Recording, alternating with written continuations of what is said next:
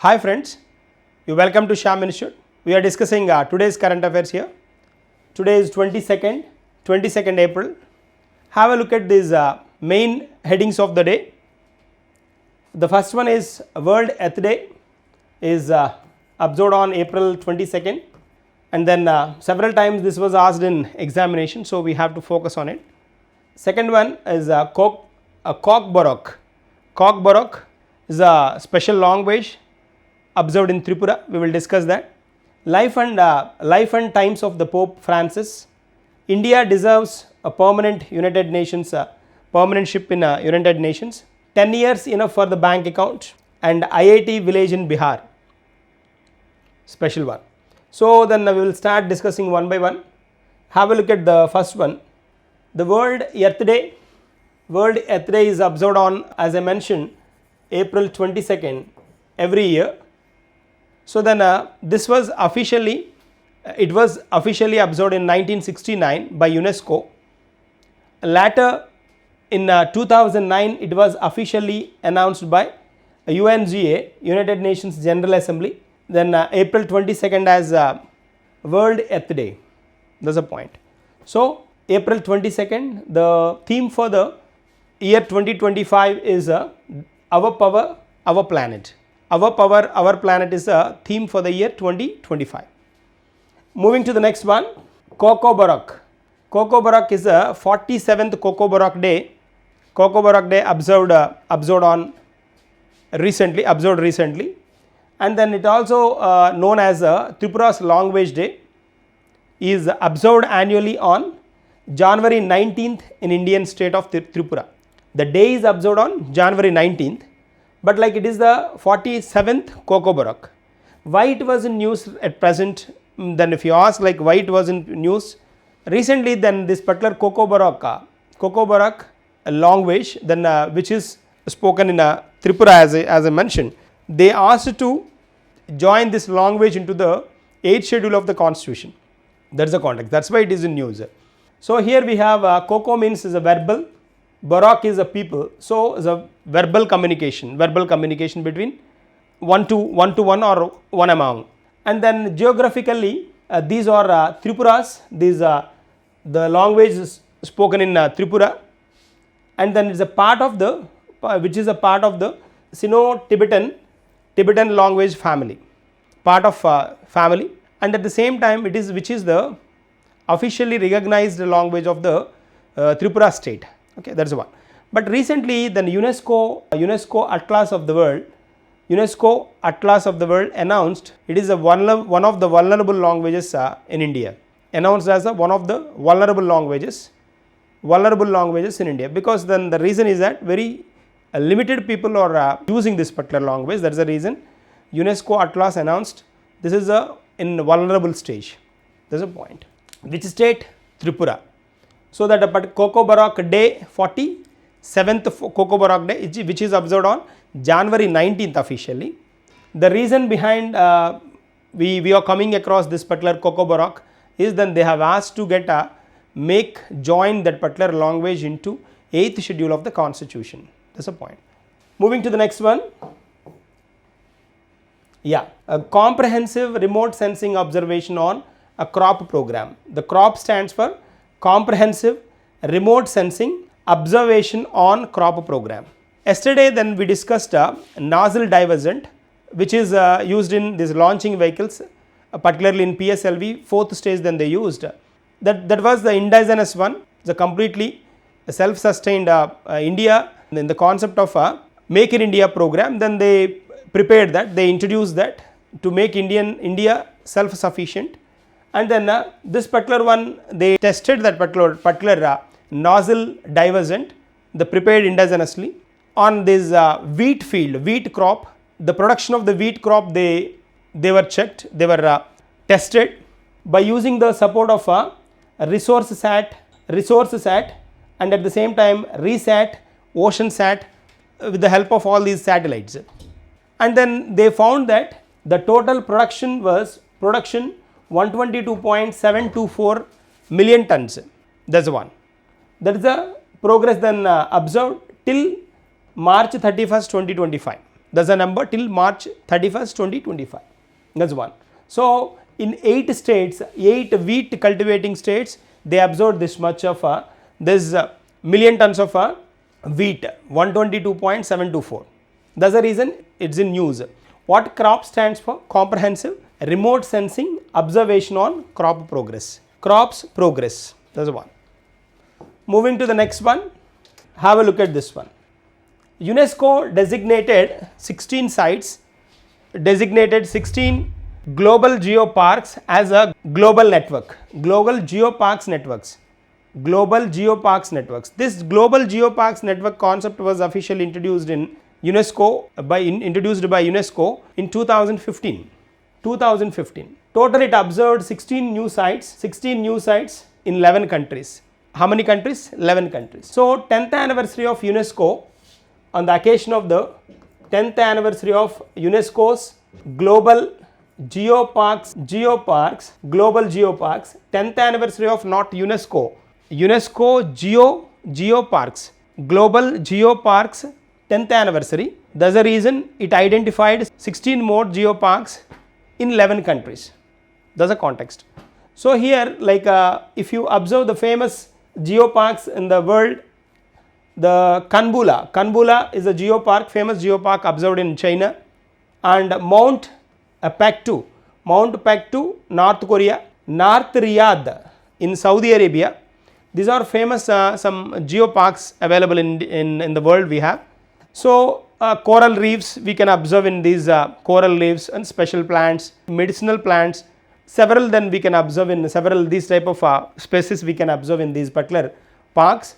And then unified geographical areas, these unified geographical areas identified by UNESCO as a global geoparks, they are protected and then used for the education purpose, and then making them sustainable, bringing them sustainable development in them is the objective of UNESCO. So officially this was these UNESCO global geoparks introduced in 2015. So that 2015 by 2025 they were completed 10 years, 10th year anniversary. That's the reason we are discussing about all this stuff. Okay, moving to the next one, have a look at this genetically modified parks, genetically modified crops. Niti Aayog member calls for adopting genetically modified crops for the self-sufficient in edible oils.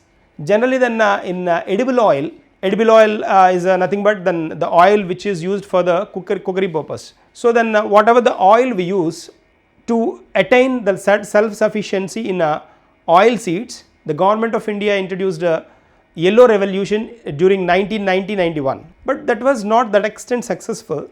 So then we have been focusing on this particular focusing on this oil seeds production or edible oil production since 1990, but like this is the first time the Niti Aayog member, then we have four members of Niti Aayog.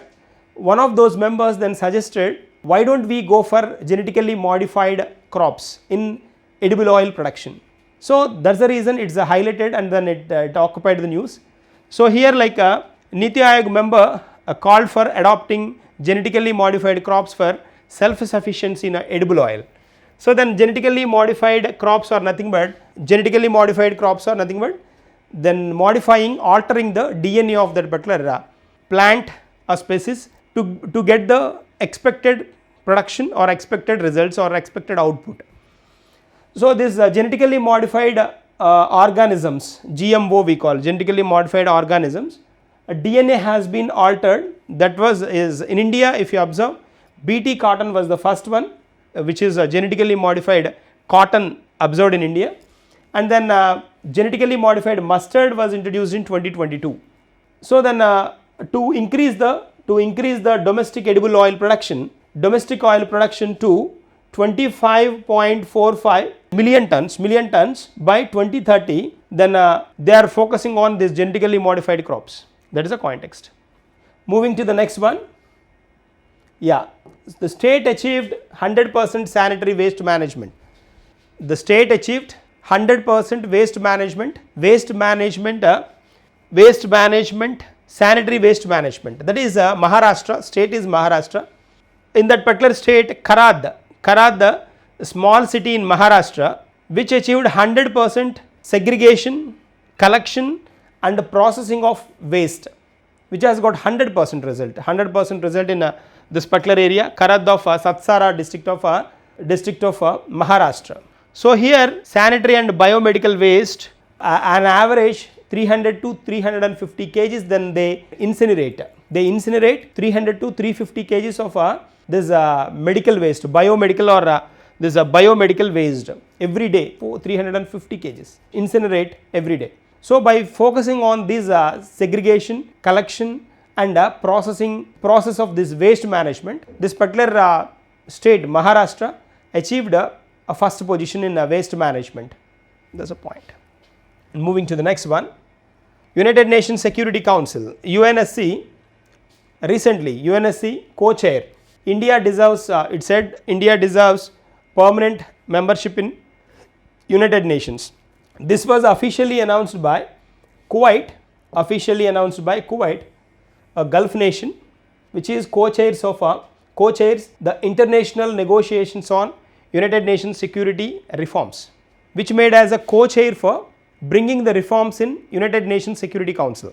So then Kuwait suggested the India's potential to become a permanent member in this particular area.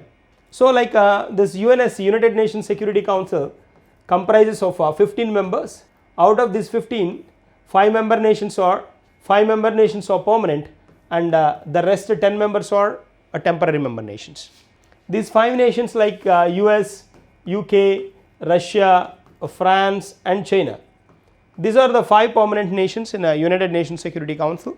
Out of those 5 nations, if a particular nation get 2/3 of majority, certainly then it has enough chance to become a member.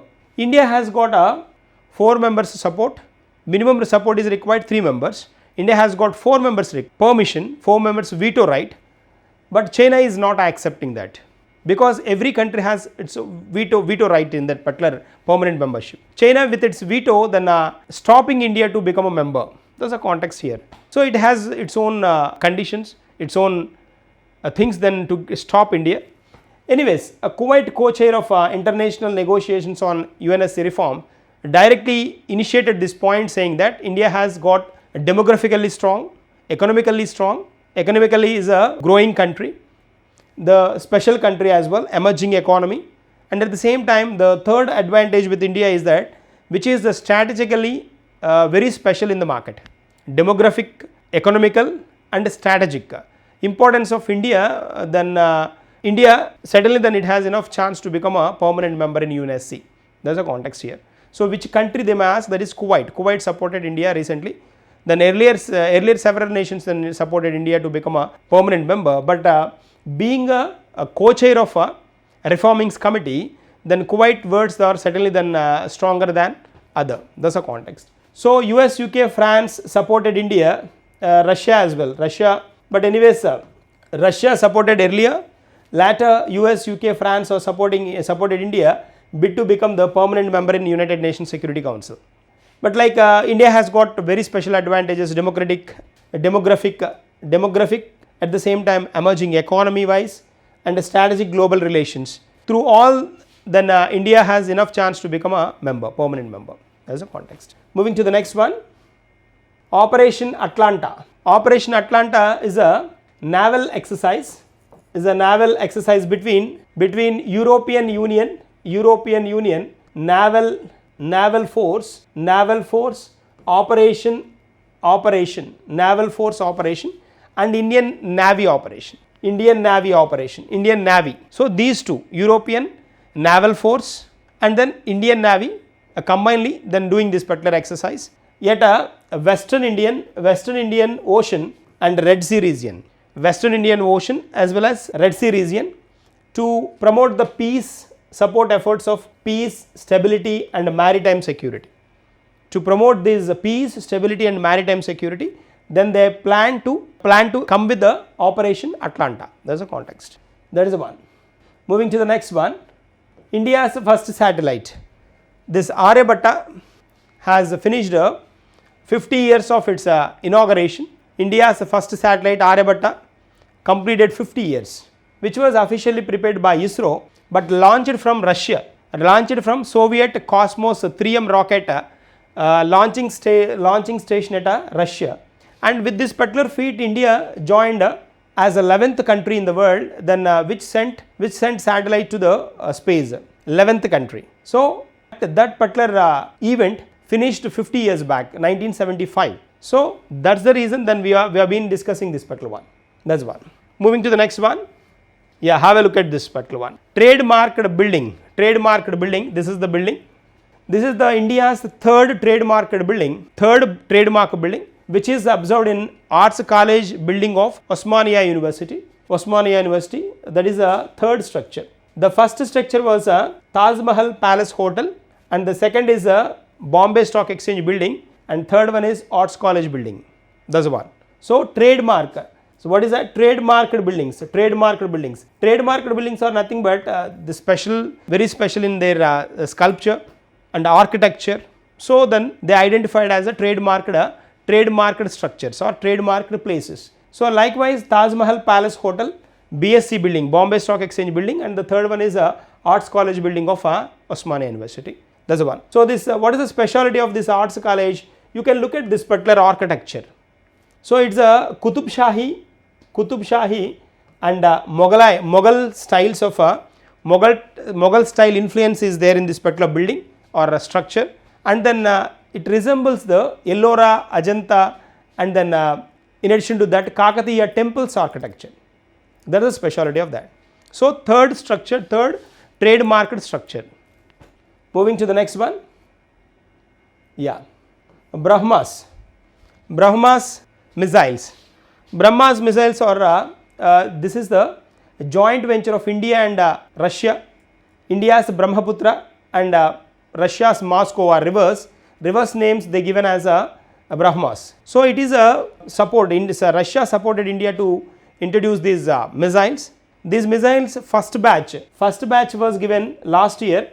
First batch of Brahmos missiles was given to Philippines last year, and this is the second phase or second batch of Brahmos missile to Philippines. So then what is the specialty of this Brahmos? Then if you ask, these are supersonic cruise missiles.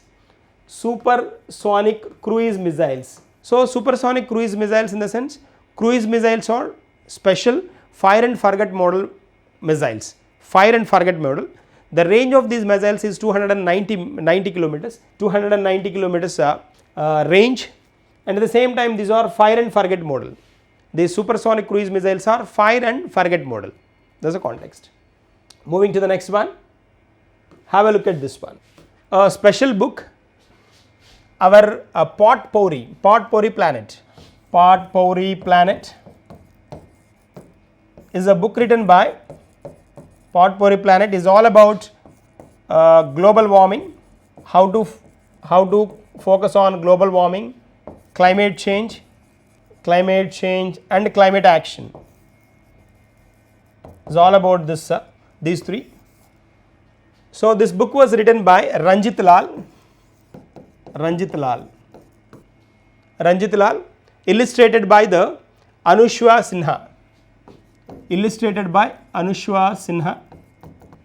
Sinha. That's the point.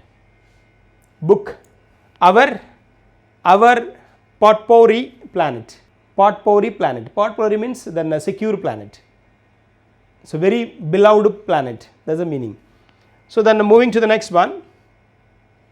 Yeah, life and the times of Pope Francis. He passed away. Yesterday he passed away. So like if you observe this entire life of the Pope Francis, he born on 1936. Then a family, the traded family, which hailed from Italy, and they settled in Argentina, Buenos Aires. So later in 1958 he joins Jesuits after recovering from the losing part of the right lung during the severe bout of pneumonia, 1958. Later in 1969 he ordained as a priest. 1969 ordained as a priest. 69. In 2013 Pope Pope Benedict XIV stepped down due to the health concerns, and then the complete control given to the Pope Francis in 2013. 2013 he became the Pope, and then several things happen in his life. The leader of the Catholic Church, he became the leader of the Catholic Church, known for his reform agenda. Catholic Church, leader of Catholic Church in 2013. And then he is very famous with his autobiography called Hope. Hope is the autobiography, Hope. Hope is the autobiography of Pope Francis. And in the same year, whenever he officially observed as a Pope in 2013, as a special leader of the Catholic Church, then same year he observed as a Times Person of the Year. Same year 2013. So what is his autobiography? That is Hope. Name of the book is Hope, written by himself, that is autobiography. And at the same time in 2014, like if you observe, makes the longest trip of his tenure to the Asia Pacific, visiting Indonesia, Papua New Guinea, East Timor and Singapore, 2024. And in April 21st of 25, Pope Francis dies one day after the appearing St. Peter's Square to wish the happy Easter to thousands of the worshippers. Just after appearing in a St. Peter's Square, and he addressed several people, and the next day he passed away. This is a part. That is all about Pope Francis. So we have a chance to get asked that particular book as well as the Times Magazine of the years. Important, these two. Moving to the next one. 17th Civil Services Day. 17th Civil Services Day is officially observed on April 21st. Civil Services Day. So the Prime Minister Modi is remarkable at a Civil Services Day event. He addressed the bureaucrats, and then he announced the word Nagarik Devo Bhava. Nagarik Devo Bhava is the word coined by the Prime Minister during this particular meeting, addressing all the bureaucrats, which was held at Vigyan Bharati, New Delhi, which was observed at Vigyan Bharati, New Delhi. And then he emphasized a word saying that the earlier bureaucrats are they are unable to understand the industrialization as well as allowing startups to the market. They were the hurdles by the time, but nowadays the new bureaucrats are very smart to work, and then they are encouraging industrialization as well as startups, and then they are looking at the economic growth of the nation. This is the real scenario. Then any government can accept and then allow the bureaucrats to get join hands in the development of the nation, he mentioned. That's a point. 17th Civil Services Day observed on April 21st. Moving to the next one. Piastri. So this Piastri, Oscar Piastri won Saudi Arabian Grand Prix, is a Formula 1 race. This is his third victory in this season, third victory in this particular season. So Piastri won the title, fifth race of the season, and the Saudi Arabian Grand, and it was the third win of the latest Formula 1 season. Third win of him. Okay, that's a point. Next one, moving to he belongs to Australia. This Piastri, Oscar Piastri. He's an Australian driver of a McLaren team driver. That is a point. Okay. Moving to the next one. Yes. Another Amrit Bharat train to Bihar. So already Bihar got this Amrit Bharat trains. So Prime Minister Modi will start on 24th of April is the third Amrit Bharat train to this Bihar. These Amrit Bharat are non-AC trains, non-AC. Vande Bharat anyways we know AC trains, AC sitting coaches. So these services will be started from 24th of this month from Saharsha in Bihar to Lokmanya Tilak Terminal, Maharashtra capital Mumbai, Maharashtra. This is one. And this will be the third Amrit Bharat train total in our country. The first Amrit Bharat train service connecting Bihar and Delhi. The first one connecting Bihar and Delhi, and the second one is West Bengal, Karnataka, and the third one is connecting Bihar to Maharashtra.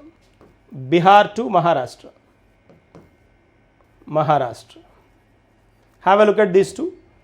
Bihar to Delhi, first one Amrit Bharat, second one West Bengal to Karnataka, third one Bihar to Maharashtra.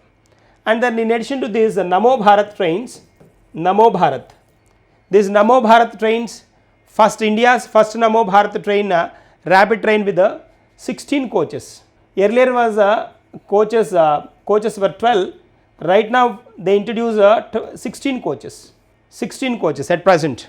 So Ministry of the Prime Minister Modi will inaugurate its services between Jayanagar, Patna station in Bihar, Jayanagar to Patna, 16 coaches one.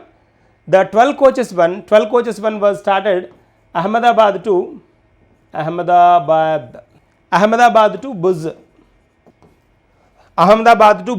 That was the first one, 12 coaches, and present one is a 16 coaches one, Jayanagar to Patna. That is Namo Bharat. This is Amrit Bharat, the third one. This one recently introduced. These two earlier introduced. Bihar to Delhi first one, West Bengal to Karnataka next, Bihar to Maharashtra next, third one. Moving to the next one, 10 years enough for bank account. Earlier minors as well allowed to open bank account, but with the support of the guardian. But with the recent guidelines of RBI, a particular minor can also open account if they cross 10 years. If they cross 10 years, they can open a savings account, and they can go ahead with the term deposits. Term deposits are nothing but fixed deposit and recurring deposits are called term deposits. Fixed deposit and recurring deposits they can open, and at the same time the child above 10 years they can. And for this then they need a additional signature, and like their Aadhaar anyways they have to provide. Right now who crossed 10 years, they can open their own account, and then they are provided with the internet banking facilities one way, and then ATM or debit card provided, and then checkbook facility also provided to them. That is the scenario. Moving to the next one, have a look at this one. IIT village in Bihar. In Bihar, like one special village that is called Patvakoli. This is the place where this is the village which has got more selections of IITians, that's why this particular village called IIT village. Patvakoli village. In this particular village, Vriksha Sansthan coaching center,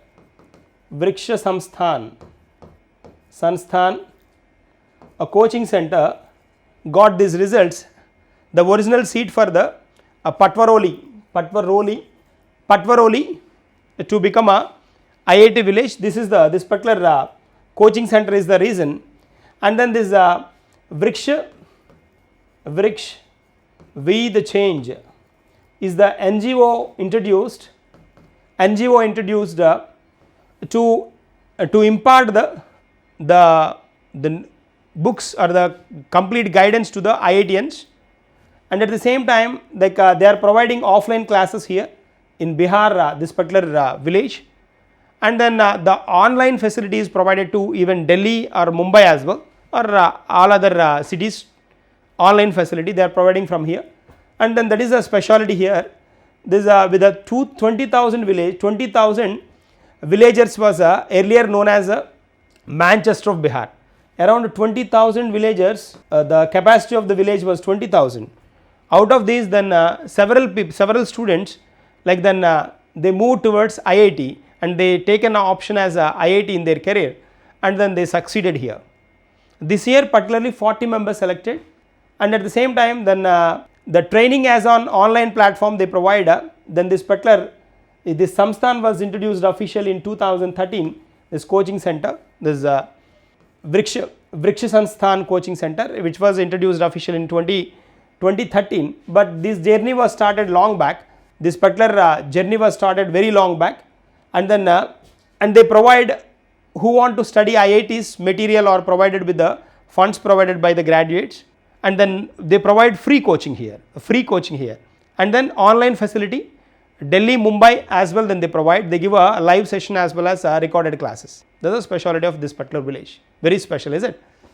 That's the one. Moving to the next one. Yeah, the Gurukul secretary Prasanna Venkatesh, a collector from 2022 to 24, collector of Eluru, who got this Prime Minister Award, prestigious in the country, the Prime Minister's Award for the year 23-24, given to this bureaucrat, Prasanna Venkatesh. This received this one. He is a secretary of, working as a secretary of AP Social Welfare Gurukulas, that's the one. So then during his tenure 22 to 24, he implemented government programs very keenly in this particular area, and then in his observation he was like very then sincerely then rendered his services during that period. So certainly then on Civil Services Day,